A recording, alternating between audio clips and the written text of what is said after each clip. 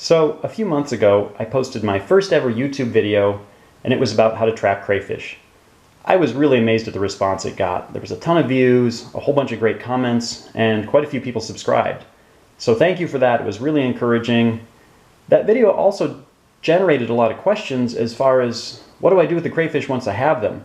How do I cook them? How do I clean them? What kind of recipes? What are my options? So I wanted to take some time to make a video today and get into that with you. Before I do that, let's do a quick gear check. For my knife today, I'm carrying a Benchmade. This is a knife that was actually a gift. It's not something that I necessarily would have bought for myself, but now that I've carried it for a while, I really like it. So Benchmade is another great Pacific Northwest knife maker. I even like this orange handle. If I drop this thing out in the woods, I have at least some hope of finding it that way. So yeah, it's been a cool knife. And for my watch, today I'm rocking my little Seiko 5, one of my favorite watches. It's an automatic. I've got it on this Di-Modell strap. So that's a Japanese watch on a German strap. I call it my Axis watch.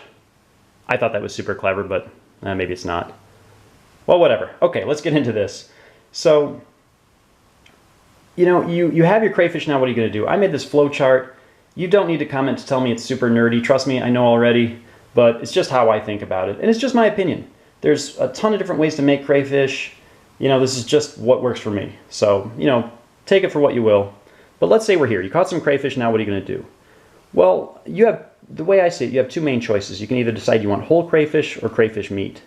So if you search online for, and on YouTube for videos about how to cook crayfish, usually they'll be doing something like this, like a big old Cajun boil, or maybe even a Swedish style boil. And that's great if you have the time to do it and a whole bunch of crayfish. So, you can look up recipes for that, or you can even get something like this, just a pre-made seasoning packet.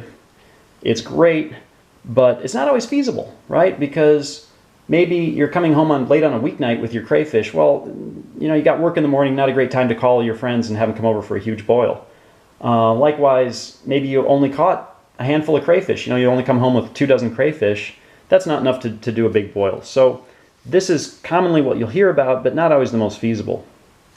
The difference, by the way, a Cajun boil is, they'll usually take all the crayfish plus a whole bunch of spices, kind of like some hot spices.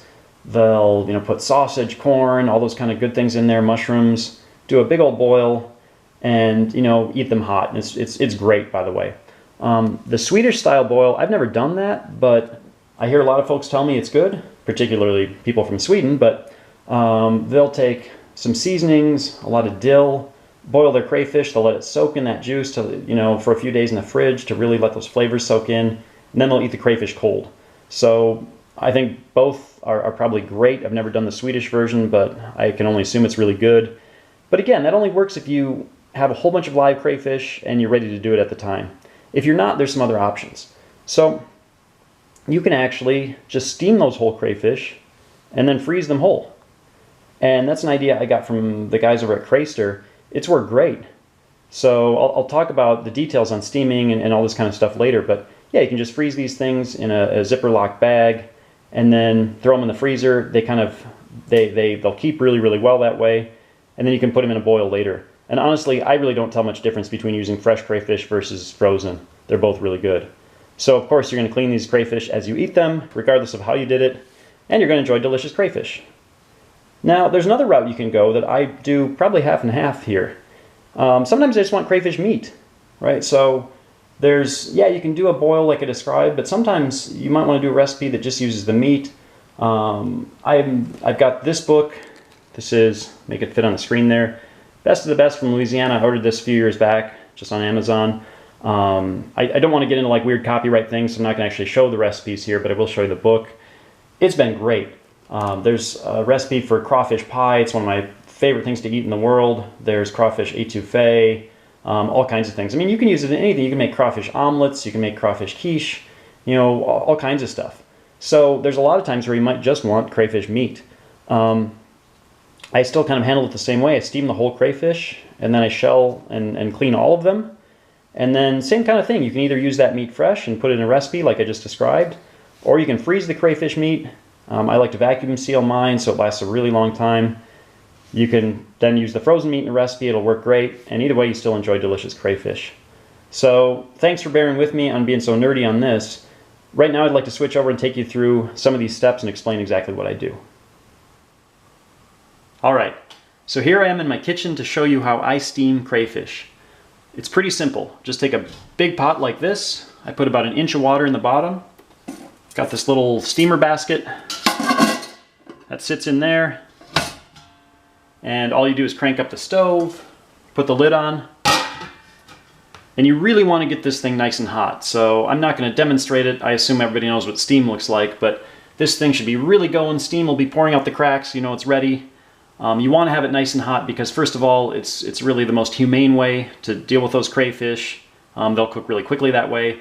Also, they'll really cook well. So once this thing gets really going, use a pot holder probably to lift off this lid.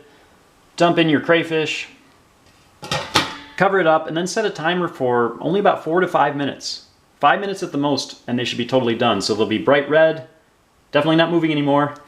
You take them, I like to dump it out, take it off the heat, dump it into a colander so they can cool, and then you have 2 choices. You can either decide to clean all those crayfish right then and just take the meat, or you can freeze them whole.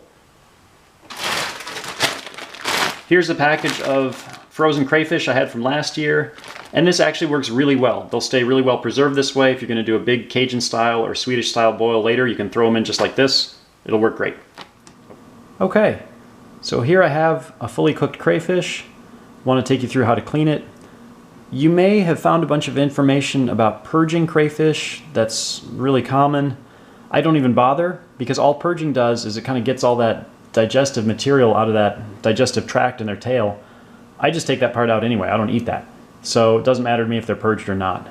Again, just my opinion how I do it, but whatever works for you is fine.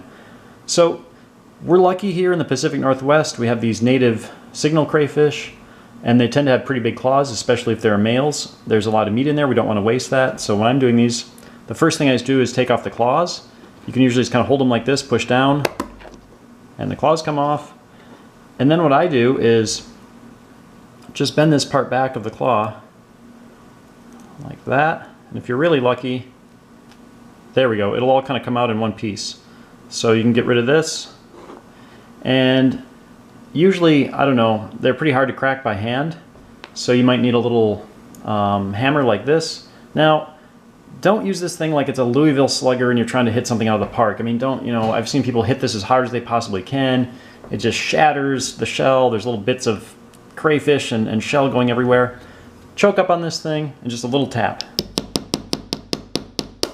There we go, just enough to crack it. And once it's cracked, it's pretty easy to pop it open. You can see that meat's right there, it's still intact. A toothpick works really well to get it out sometimes. And look at that, it comes right out. So there's a very nice piece of crayfish meat.